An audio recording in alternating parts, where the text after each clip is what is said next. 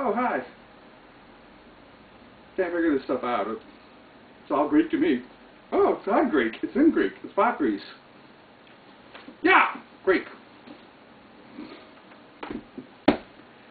Hello. This is Federation Fox.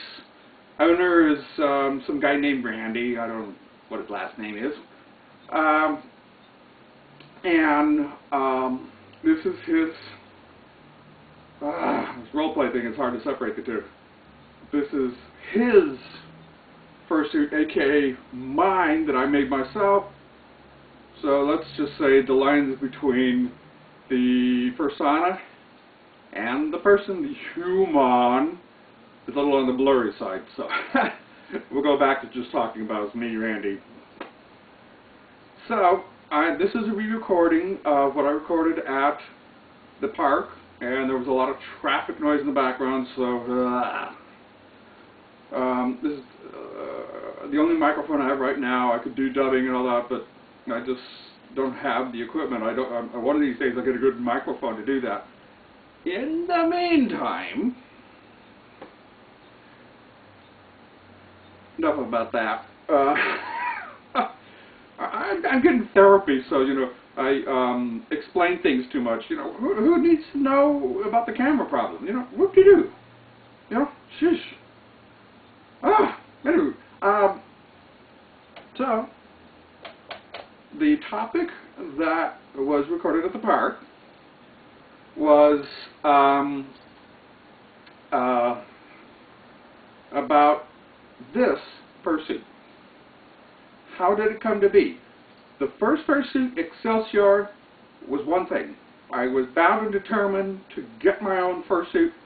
Somehow didn't have the money to pay for a commission. Thank God for that. For the fursuit builders, would have been tortured by all the things I asked for. I had no idea. In making it, I learned a lot about designs, what's easy, what's common, what looks great. Well, they all look great, People will point out and say, "Oh, that's an ugly fursuit. That's an ugly fursuit at the convention, for example." No, they're not. What I see is the ingenuity of design. It's wonderful. But this is not about the convention. This is... I usually don't cross my legs very well. It's the leg thing. We were supposed to be doing this when I was reading and going, "Oh, what's going on here?" I love to do jokes and comedy. But thank God... This is a joke, by the way. Thank God I never got on stage during this last convention. I think they had some open mic night or something like that where we can do comedy routines.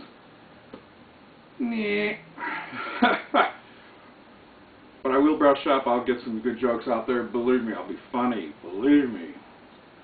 The eyes are rolling. I could get the animatronic eyes so they go, like that. In the meantime. So, yeah, there we go. Ow. Muscle problems and an injury and all that. I'm not exactly Mr. Perfect, able-bodied. An interesting... That's off topic. That's off topic. I tried to limit this to 20 minutes, which is about what the camera can take anyway. So that's why I'm talking so fast. I'm just having too much fun with being a furry and fursuiting and all this neat stuff. But today's blog subject sounds like something your body does. It goes blog all over the place. I don't know, barfing, blog and blog. Anyway. Anywho,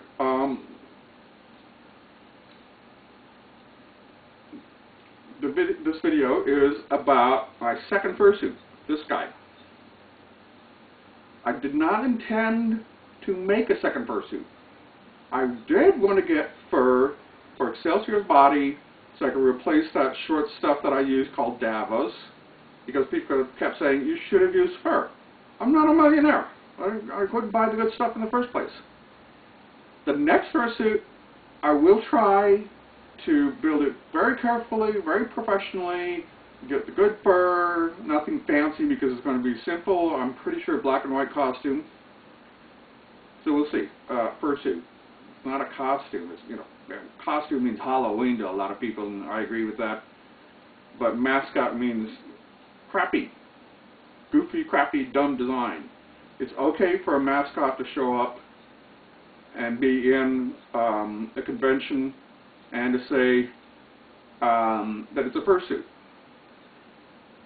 That's okay, but to call a fursuit a mascot to me is an insult. But the other guy said, no, no, no. Everybody likes it because the corporate mascots cost a bloody fortune. Okay, I guess they do. So, not approaching this as a professional for any purpose. What had happened is this was purely accidental on a whim.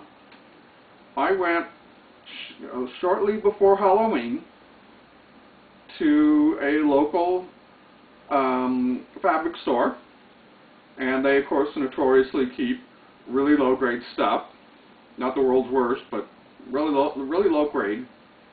But I had the intention to get some material to make a shirt. Nothing else, just a shirt. But, and I didn't know this happened, being before Halloween, they brought out what I call the Halloween furs, meaning that they're out and even on sale. They were on sale. So when I saw this fur, this dark gray stuff, I couldn't resist. I had to get it. I got all they had, which unfortunately left me a little shy for the arms and legs. Again, I probably could have just made arms and a shirt, but the rule I have for my fursuits is they still have to be full body. And that's the deal with the mirror anxiety thing that was taken care of. I don't remember what the park video included, the mirror anxieties and stuff like that. I'm hoping it was in the other videos. But the rule for this was full body. So I then later went to the other fabric store, much like it, to see if there was more of this. They didn't. And they had checked around, so there wasn't any. But they had this. These are spots, by the way, not scales. Come on, guys, at Bad for Life Journal. These are spots, not scales. I don't have scabies or scalies or whatever disease, you know. I'm barely even a fox, you know. I like how big ears. I like them.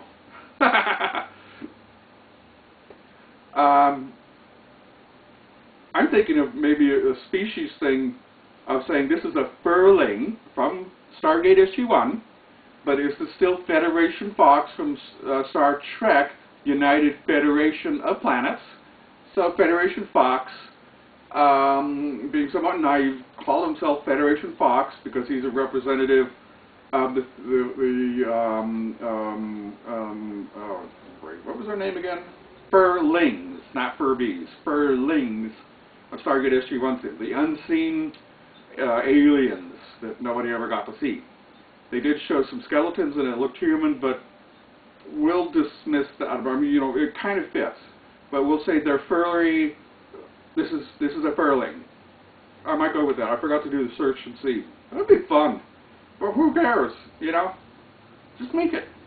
So I got these two materials, and at exactly the same time that I bought these two materials, I was saying, okay, I want a different head than Excelsior. Excelsior is sort of a semi-shell foam design, and it almost would be what a mascot head would have been made of, but yeah, I don't call it durable. So this lady was her name is Sweet Nightmare on Fur Affinity, and she's a good friend. And she, I was saying, I just got to try and get one of these balaclava heads. One of my problems is not having furry friends and so forth, and forgetting or being too busy or in a hurry or whatever. I forget to ask to see the other fursuit heads and designs and so forth. I still I saw, you know, a close-up of one eye, and I couldn't figure out, you know, how can you see through that? How can you see through that eye design? There was no indication of tear duct vision. How can you see through it? This is a screen door mesh that's way open. I can see fine. I need it to compensate for my hearing. But how could they see out of those eyes? You know, what was it, mouth vision or something? You know, nostril vision? Ah! Well, I haven't been able to find out. But I wanted a balaclava head. I wanted to get a head that would be, I can't call it acrobatic because I can't be acrobatic, but it would be more flexible. So I could go like this, you know, tilting the head and go, what's that? Excelsier's head has a little difficulty with it. I still like Excelsior. I mean, the big head, you know, has great ventilation. This one's good. Well, that one's great. Wow. I can put in more fans if I wanted to. There's almost enough room. Balaclava heads, you don't have that room. This is closed in tight. But that's okay. And actually, the reason I wanted a balaclava head turned out to be true. It feels so comfortable. It just feels so comfortable. So here was Sweet Nightmare selling a fursuit head of fox. This blue fox, well, wasn't like this. It was a little different. It was semi-balaclava style, which at that time I bought it, I thought that you had to use an actual, it meant to use an actual balaclava. What it means is it could be cloth lined. So you make a cloth head shell and glue everything onto it. The fur and build up and all that sort of stuff. And I found some good tutorials and so forth. So, but at the time I had no confidence in making my own. She had made it, already furred. I bought it. So I can learn from it. If it was bad, it's okay. You learn from it. You learn from mistakes, and you get ideas, and it gave me some great ideas. And I wanted to use it. And unfortunately, I overused it. I was a little over enthusiastic. So as I made this fursuit body, and being a fox, foxes change their color from up here to down here, so it would be red and black and so forth like that, and like that. So I could use the two different furs and be able to make the full body. I could have maybe done a little more planning, but this was done on a whim. It means anything goes. Fool around, have fun, who cares? If it's the ugly as hell, so what? Have fun making it. Do it on a whim. It's okay. And it turned out, I like it. And so I got the head in the mail and started to work with it. And it had white cheeks and so forth, so very little blue, but mostly white cheeks. And it contrasted heavily with this dark gray body. The plan was to get blue and place the cheeks and put it into the body, somewhat similar to this, but not the same, and so forth. And it took a while to get the blue fur. I finally did. Unfortunately, a little late for the convention, so this did not premiere at the convention. The premiere was earlier this month at Petaluma. And so there was a premiere for Federation Fox, but unfortunately it was also, for the foreseeable future, the last time I can go to a fursuiting meet, because everything's 30+ miles away for me to go fursuiting. I don't have a handler. Anybody knows anybody in the Antioch area, Brentwood, Pittsburgh, even Concord, let me know. Tell them I want to be a friend, I want to have fun with them. Fursuiting, I could be their handler, they could be my handler, and all these things. And we'll have a great time. Oh, if they only knew, you know, I'd have a line of people at the door. Okay, maybe not that big a line, because, yeah, I'm a little dramatic. I'm not a drama llama. I'm almost a certain person I know is a drama llama, not me. But still, it would be fun. Especially fursuiting. I love it. So, I now have two. I'm on fixed income, but I have two fursuits. This was bought bargain basement prices, really great bargains. So I was able to afford on very little money and continue to put this together. The fursuit head that I bought pre-made was having problems. I think she said it was an old version of one she did or something like that. So it was falling apart. It was made differently. But mainly the problem was I was, for lack of a better word, abusive. Wore it too much and so forth. Pulled around too much and it started deteriorating and coming apart. But I had to modify for my glasses and so forth, and eyes and all that sort of thing. And so I kept doing more and more modifications. It just was not holding together. But I finally, having learned from it, got up the confidence to make my own balaclava head. But I don't like to throw things away. Now I could not make it work as is very well, so I scrapped it and recycled the some of the fur, the muzzle. My little cutie guy here, yeah, I got a mohawk, yeah, whatever, mohawks, you know. Yeah, radical dude, you're purple, and pink too, notice the pink? She sent some pink and gray and so forth, and so I added these little gray bits and a little bit of pink here for fun. You know, colorful and have fun and do interesting designs. And so, I got this put together on a whim. I made the balaclava head. I'm happy with it. It's comfortable. I love working with it. And I've now got a more normal fursuit. So when I go fursuiting, a couple hours and I'm probably exhausted. It depends on what I do. It was a short walk and then went out to a dock and did a couple of videos there, and that was it. It was not a heck of a lot of activity, so and we had a nice cool breeze, so I was able to do full 2 hours and was not exhausted when I came home. But a normal fursuiting event, probably say the convention, I would have been good for 2 hours max. Then have to change back to Excelsior to cool off, as I put it. But fortunately there was a cool breeze out there, and it was so breezy, so cold, that the wind was blowing right through this. But before I run out of time here, this is cheap fur. That's why it looks so cruddy.